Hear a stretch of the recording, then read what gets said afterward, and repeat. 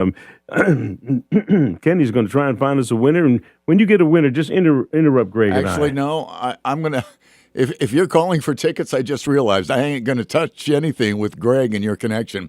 So, hey, we're going to do this again later. No, I tell you what. No, go ahead and take the call. And I've got some information we can share here while you take that call and get a winner. It's going to take you a second, right?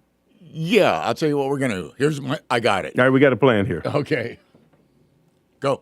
Your information? Yeah, go ahead and take the call. We got people calling off the hook right now.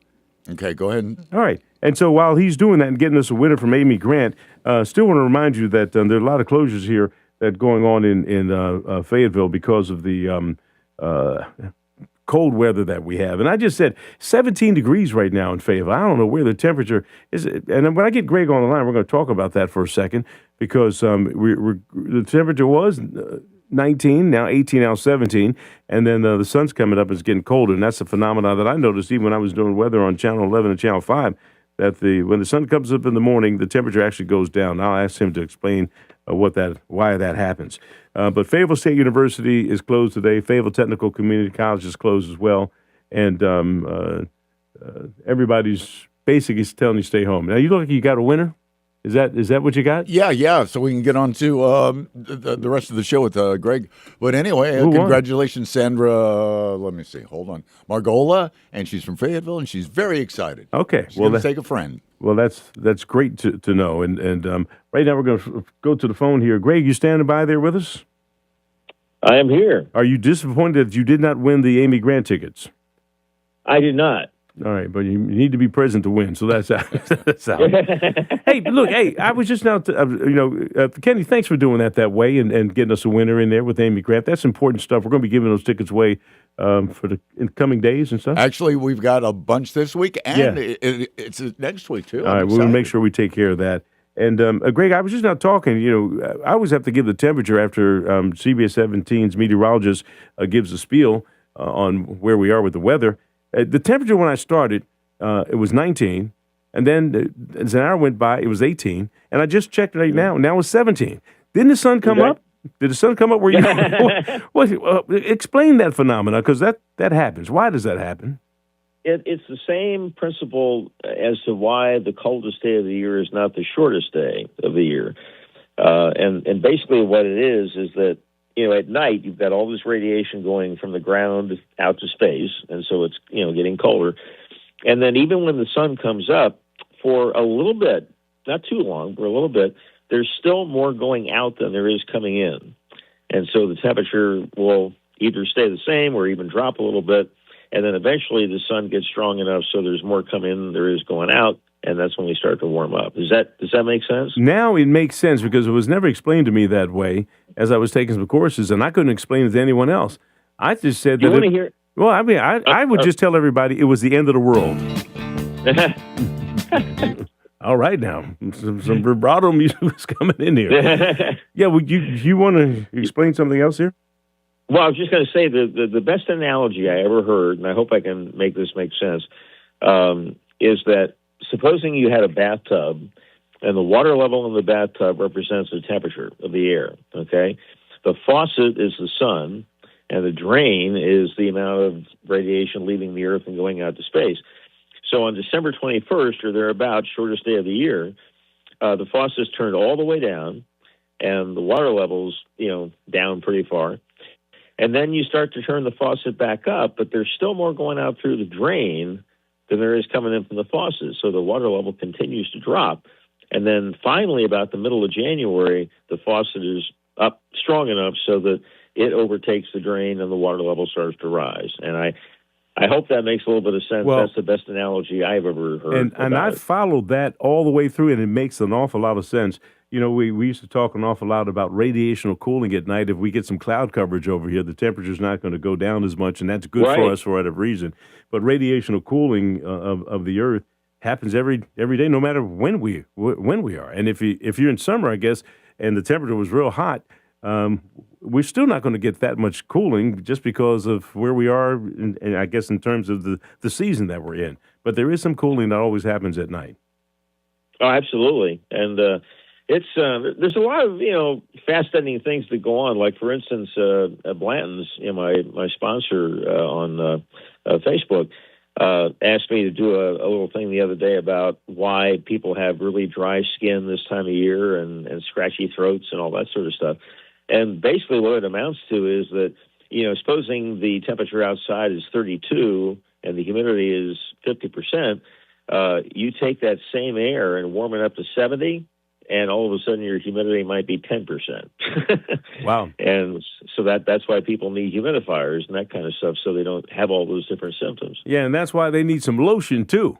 How about just putting some lotion on, y'all? That's what we need. People walking around with no lotion on. Kenny. Oh, you've been doing it all morning. Okay, all right. You were talking about these tickets, and with Amy coming to town and so forth. I just hope we don't take it for granted. Okay. Here we go.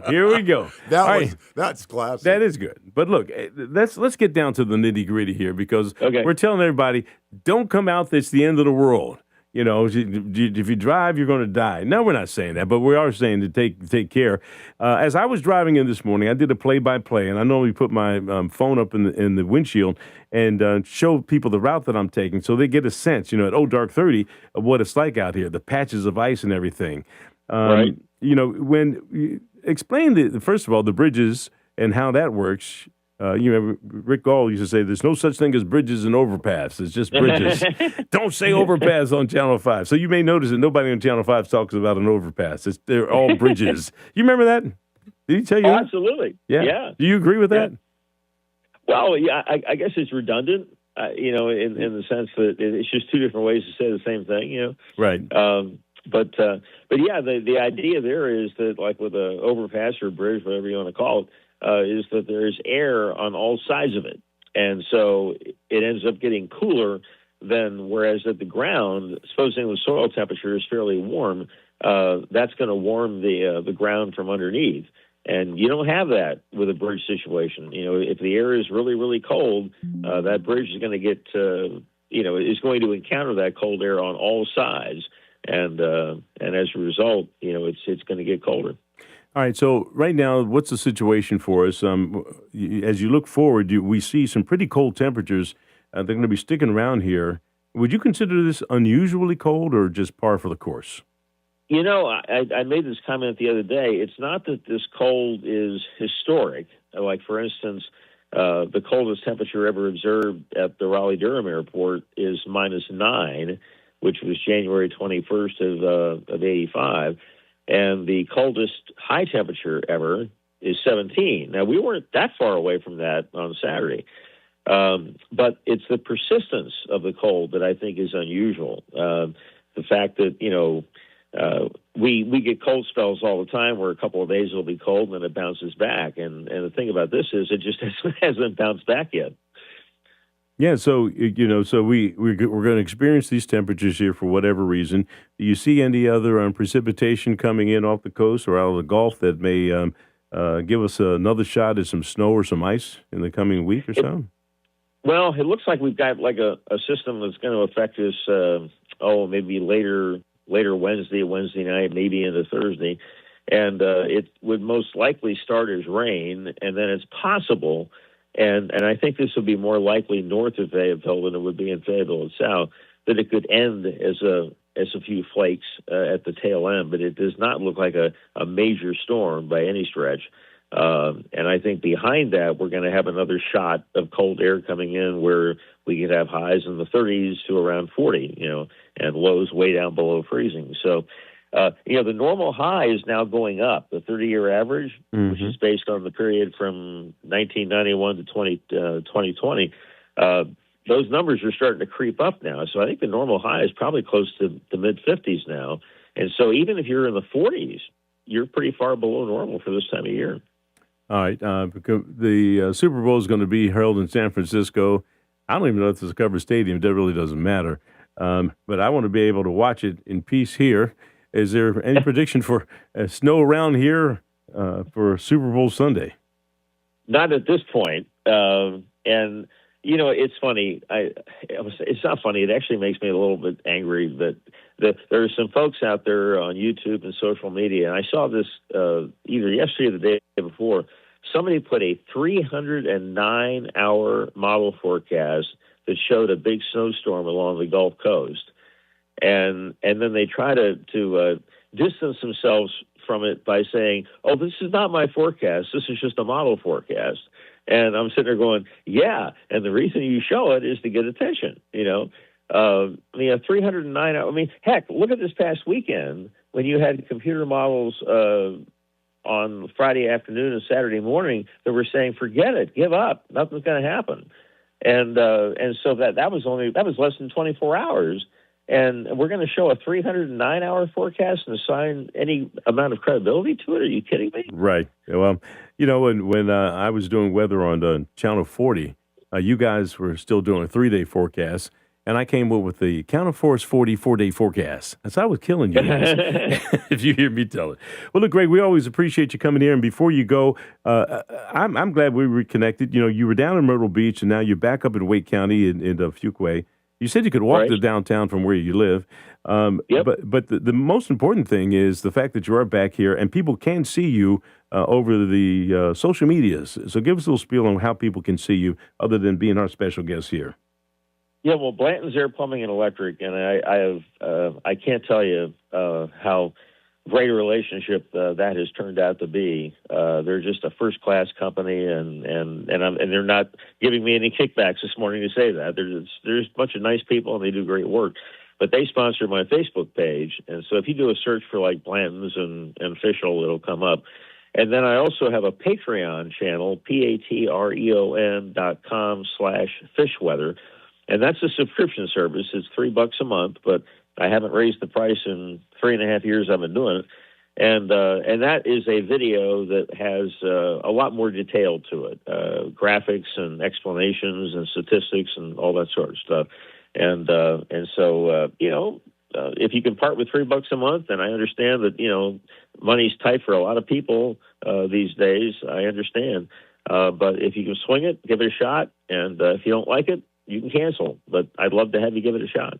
All right, Greg, we appreciate you. And if there's any comfort for you, Blanton is the one that did my whole air conditioning system in the house and put in a variable speed heat pump, which has just really been fantastic. And I think that's the trend for the future, where that engine inside or motor inside your heat pump does not spin at 100 miles an hour all the time. It's really a pretty significant system that gives me enough motor power to get the house where I need it without having it to be full blast. So kudos out to our guys at Blanton. All right. Thank Greg. We'll check you out the next time. Thank you so much for being a part of the show this morning. Well, thank you for the last few days. It's been a lot of fun and good to hear your voice. All right, we'll be talking with you. That's Greg FISHEL, former long-term meteorologist with WRAL, 37 years there. All right, you're listening to News Talk 640 WFNC. We've got local forecasts right now with CBS 17 meteorologist Matthew Huddleston. A very nice and sunny day, but also a cold day is in store, seeing highs just in the upper 30s. Mostly clear skies overnight, temperatures tomorrow morning back in the upper teens, and then increasing higher level clouds for the day on Tuesday, with highs finally back in the upper 40s. That's your Fayetteville forecast. I'm CBS 17 meteorologist Matthew Huddleston. Thank you, Matthew. 17 right now, Fayetteville, Fort Bragg, and also in Pembroke. You're listening to News Talk 640 with WFNC. This report is sponsored by Sandstone Health and Rehabilitation. Sandstone Health and Rehabilitation is known for compassionate care for all across its 20 North Carolina locations. Whether your loved one needs short-term rehabilitation or long-term care, our exceptional staff and comprehensive services are here to support their recovery or ongoing needs. Fayetteville's first radio station and still first in serving our community. News Talk 640 WFNC. Now in high def at 103.5 HD2. You've been involved in a car accident. What should you do first? A, go back to the hospital. B, call the claims adjuster. C, Google an attorney. D, none of the above. Answer,